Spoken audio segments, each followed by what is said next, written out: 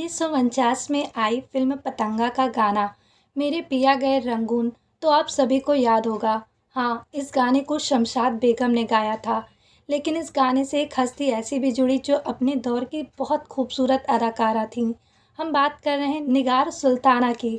अगर आप अभी भी निगार सुल्ताना को नहीं पहचान पाए तो बता दें, निगार वही अदाकारा हैं जिन्होंने ऐतिहासिक फिल्म मुगले आजम में बहार का किरदार निभाया था। निगार कैसे बनी फिल्मी दुनिया का हिस्सा। निगार सुल्ताना का जन्म 21 जून 1932 में हुआ था।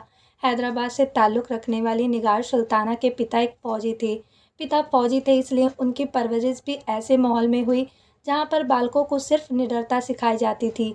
निगार सुल्ताना भी इसी माहौल में पली बड़ी थी, जिसके कारण वह बहुत ही बेखौफ और बिंदास थी। पर बिंदास और बेखौफ होने के साथ साथ वह बहुत ही सलीकेदार भी थी। कम उम्र में ही पिता के देहांत के बाद निगार के कंधों पर घर की जिम्मेदारी आ गई थी।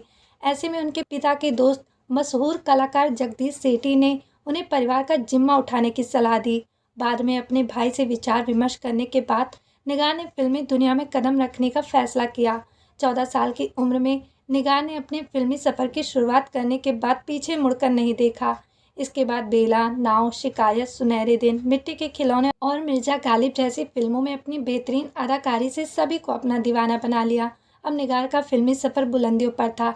इसी दौरान उन्होंने मशहूर निर्देशक SM यूसुफ से शादी कर ली। दोनों की एक बेटी भी हुई जिसका नाम हिना कौशर है, जो आगे चलकर अपने दौर की नामी अभिनेत्री बनी। तलाक भी न रोक सका निगार को बहार का किरदार करने से।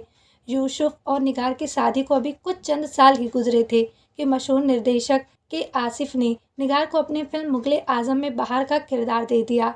इस किरदार को पाकर निगार काफ़ी खुश थी, लेकिन यूसुफ इससे कतई भी खुश नज़र नहीं आए। वह इसलिए क्योंकि वह के आसिफ के रंगीन मिजाज को भली भांति जानते थे।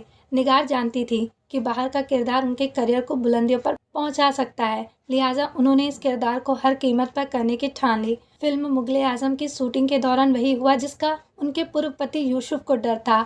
आसिफ के काम को लेकर जुनून पर दिल हार बैठी निगार अब आसिफ के आसपास ही रहने लगी। वहीं के आसिफ भी निगार की खूबसूरत अदाओं पर फिदा हो चुके थे। ऐसे में दोनों ने शूटिंग पूरी होने से पहले ही शादी कर ली। उस समय के आसिफ पहले से ही शादीशुदा थे। उनकी पत्नी का नाम सितारा था। अपने रंगीन मिजाज के लिए मशहूर के आसिफ ने पहली पत्नी से पूछे और तलाक लिए बिना ही निगार से शादी कर ली। बाद में उन्होंने ऐसा ही निगार के साथ किया, जब आसिफ ने बिना किसी खबर के दिलीप कुमार की बहन अख्तर से निकाह किया।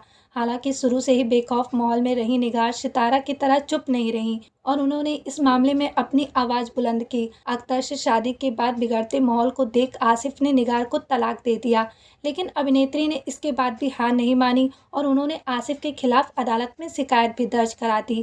केस दर्ज कराते हुए निगार ने दलील दी थी कि सितारा के रहते आसिफ ने मुझसे शादी की और मेरे रहते अख्तर से। उन्होंने दोनों बारी बिना किसी इजाज़त से शादी की है, जो गैर कानूनी है।